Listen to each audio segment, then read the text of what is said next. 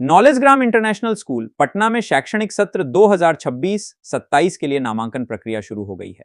विद्यालय सीबीएसई से +2 तक संबद्ध है और आधुनिक शिक्षा प्रणाली, स्मार्ट क्लासरूम, वातानुकूलित परिसर, सीसीटीवी, पुस्तकालय तथा प्रयोगशालाओं जैसी सुविधाओं के लिए जाना जाता है। स्कूल में खेल, कला, संगीत, योग, कोडिंग और एआई आधारित शिक्षा पर भी विशेष ध्यान दिया जाता है। विद्यालय के चेयरमैन आर.एस. राठौर ने कहा कि नई शिक्षा नीति 2020 के तहत बच्चों को रचनात्मक और व्यावहारिक शिक्षा दी जा रही है ताकि वे भविष्य के लिए बेहतर तरीके से तैयार हो सकें। मैं पहले खुद के बारे में बतला दूं। मैं आर.एस. राठौर, मूलतः मैं 17 ईयर तक कोचिंग के माध्यम से विद्यार्थियों को डिफरेंट जॉब में भेजने का मेरा पैसा रहा है। राठौर क्लासेज, बेकना पहाड़ी। उसके बाद स्कूल की तरफ, स्कूल के माध्यम से मैं सेवा करना चाहा और इसी कड़ी में पहला स्कूल में जी.डी. गोयनका पब्लिक स्कूल गया में डाला और दूसरा स्कूल अभी नॉलेज ग्राम इंटरनेशनल स्कूल पटना में, और अभी बगल में और भी एक शेरबोर्न गर्ल्स स्कूल बन रहे हैं। मैं बताना चाहता हूँ नॉलेज ग्राम इंटरनेशनल स्कूल का कॉन्सेप्ट क्या है। मूलतः हमारे देश में जो बौद्धिक क्षमता है, उस बौद्धिक क्षमता के वजह से हम लोग पूरे विश्व में जाने जाते रहे हैं। तक्षशिला, विक्रमशिला यूनिवर्सिटी उस समय जीने के लिए जो स्किल चाहिए, जैसे कि वैदिक शिक्षा जिसको कह सकते हैं, उसकी शुरुआत सर्वप्रथम हुआ। लेकिन पढ़ाई के रूप में पहला यूनिवर्सिटी नालंदा यूनिवर्सिटी हुआ, जिसका नाम, जहाँ पर पूरे विश्व से बच्चे हमारे यहाँ पढ़ने आते थे। एक वाकया, छोटी सी घटना मैं बता दूँ। एक बार बख्तियार खिलजी की तबीयत खराब हुई और कोई भी वैद्य सही नहीं कर पा रहे थे, तो उन्हें सलाह दिया गया कि नालंदा यूनिवर्सिटी में एक वैद्य है राहुल करके, आप उनसे सलाह लें। लेकिन वो इंडियन को इतना कमज़ोर समझते थे और इतना अविकसित समझते थे, उन्होंने इससे मना कर दिया। लेकिन उनकी तबीयत जब ज़्यादा खराब होने लगा तो उन्हें राहुल वैद्य से मिलकर कुरान में लेप लगाया गया औषधि का, और कुरान पढ़ने के दौरान जो हम लोग आमतौर पर जीभ का सहायता लेते हैं, तो अंदर गया औषधि और वो ठीक हो गए। तो उनको ऐसा शौक लगा कि इंडियन एजुकेशन इतना ऊपर है, इंडियन का मेडिकल साइंस इतना ऊपर है। उन्होंने नालंदा यूनिवर्सिटी में आग लगा दी और पुस्तकालय धुआं करके धाए जलते रहा, महीनों तक जलता रहा। तो हम लोग को गुलामी में जकड़ा गया, हमें गुलाम बनाया गया, और आज भी उस गुलामी से हम लोग बाहर नहीं निकल पाए हैं। गुलामी से बाहर नहीं निकल पाए, इसका मेरा मतलब ये है कि आज जो प्रोसेस है, हम लोग जो पहले शोध करते थे, वो शोध करने की जो प्रोसेस विद्या थी हमारी, उसको समाप्त कर दिया गया। हमारे यहाँ ये सिस्टम मैकाले एजुकेशन सिस्टम के दौरान में ला दिया गया अंग्रेज के द्वारा कि जो पढ़ने में, कहने का मतलब जो रटने में ज़्यादा तेज है वो अच्छे विद्यार्थी है, जो रटवाने में ज़्यादा अच्छा है वो अच्छा टीचर है। उस रटे हुए को किताब जो ज़्यादा उतार दे एग्जाम में, तो वो अच्छे स्कोरर हो गए। अब बताइए, ग्रेजुएट होने के बाद भी लोग बेरोजगार है। इस पद्धति को, यानी कि आज भी हम मानसिक रूप से गुलाम हैं। हमें बताया जाता है, बचपन में सिखाई गई है, हाँ, कि बचपन की किताबों में ये हमें सिखाया जाता है, जी फॉर जेंटलमैन। वो एक फोटो लगा है, हैट पहना है, टाई पहना है, कोट पहना है, और हमें बताई जाती है जी फॉर जेंटलमैन। तो बच्चों के मस्तिष्क में जेंटलमैन का फिगर वैसा बनता है, और उसके माता पिता कितना भी बड़ा जेंटलमैन हो, लेकिन वो जेंटलमैन नहीं मानेगा, क्योंकि उसके दिमाग में जेंटलमैन वो है।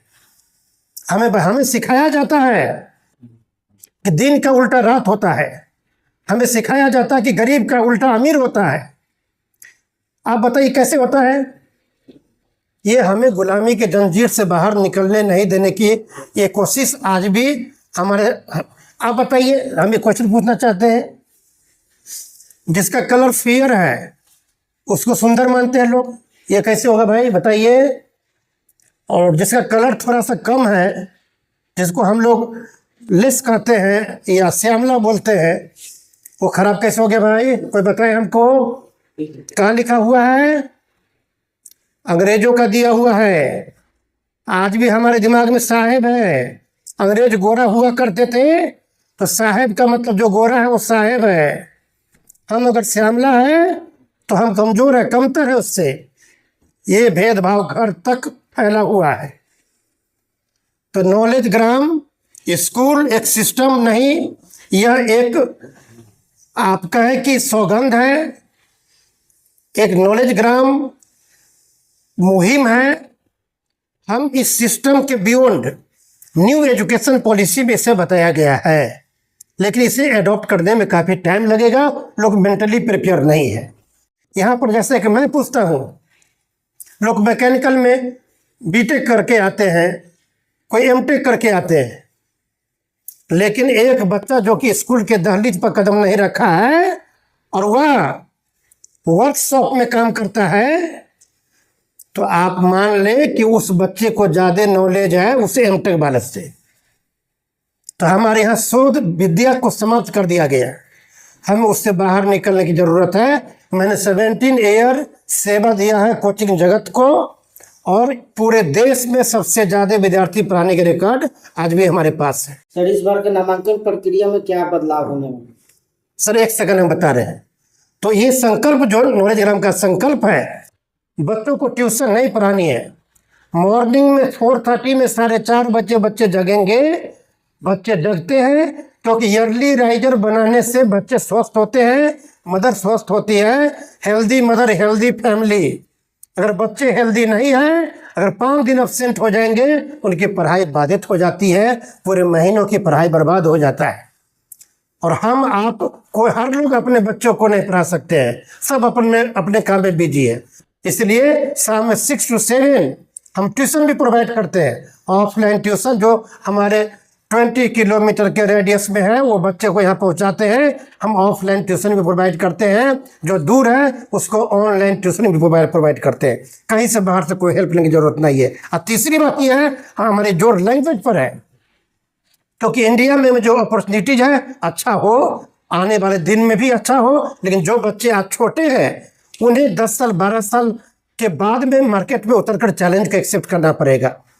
इसके लिए मैं फ्रेंच, स्पेनिश और जर्मन तीनों लैंग्वेज को मैंने वरीयता दिया है, और पूरी पढ़ाई को मैं एक वर्कशॉप की तरह प्रैक्टिकलिज्म के आधार पर सेट किया है।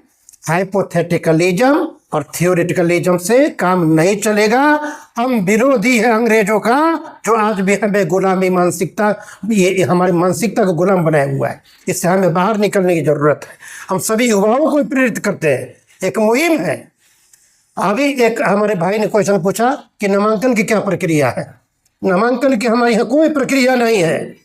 हम उस स्टैंडर्ड में नहीं है कि जिस बच्चे की माँ कम पढ़ी लिखी है, पिता कम पढ़े लिखे हैं, उनका नामांकन नहीं होगा।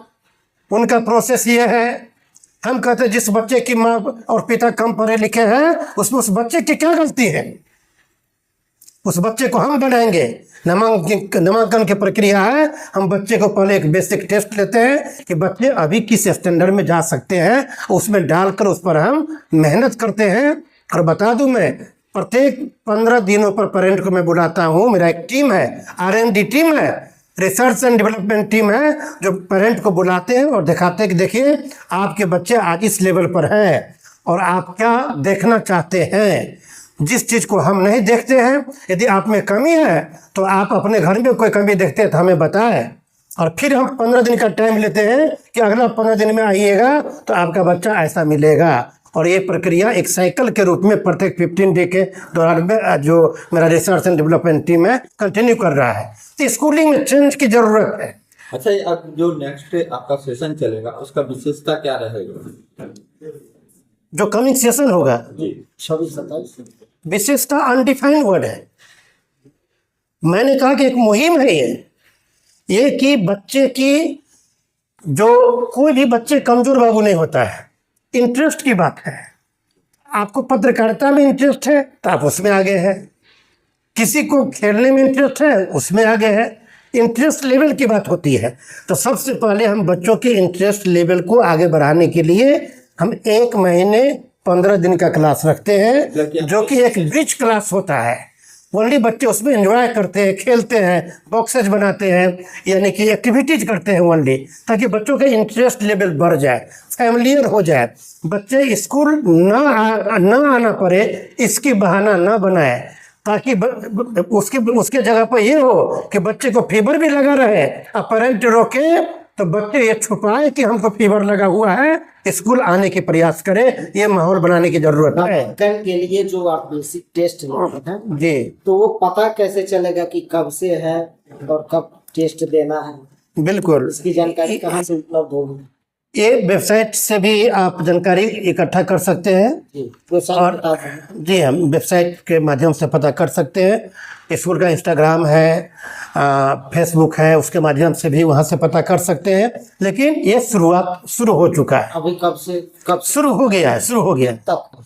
ये हमें लगता है कि आने वाले 6 राइट नाउ 15 अप्रैल तक है। नई शिक्षा नीति को कैसे देखते हैं? नई शिक्षा नीति बहुत ही बढ़िया है। इसको जो डिजाइन किया गया है ये बहुत ही बढ़िया है, इसमें कहीं कोई डाउट नहीं है। लेकिन थोड़ी हमें व्यक्तिगत बात रखने का अधिकार भी है, थोड़ी पॉलिटिक्स से प्रेरित भी है। उसमें जो रीजनल लैंग्वेज के लिए कहा गया है कि मेडिकल साइंस भी रीजनल लैंग्वेज में करेंगे, तो हम कहते हैं कि हमारे बच्चे जो डॉक्टर बनेंगे वो अमेरिका में जाके डॉक्टरी करना चाहेंगे तो कैसे करेंगे? तो थोड़ी सी हम लोग जो शिक्षक लोग हैं इससे दूरी बनाते हैं कि ग्लोबल एजुकेशन, ग्लोबल सिटीजनशिप पाने के लिए मुहिम में हम लोग आगे बढ़ रहे हैं। फिर इसमें पॉलिटिक्स कहाँ आ रहा है? सर, आपकी गुलामी ये रसिया और चाइना दोनों कर रहे हैं कि अपने लैंग्वेज में मेडिकल की पढ़ाई करा रहे हैं?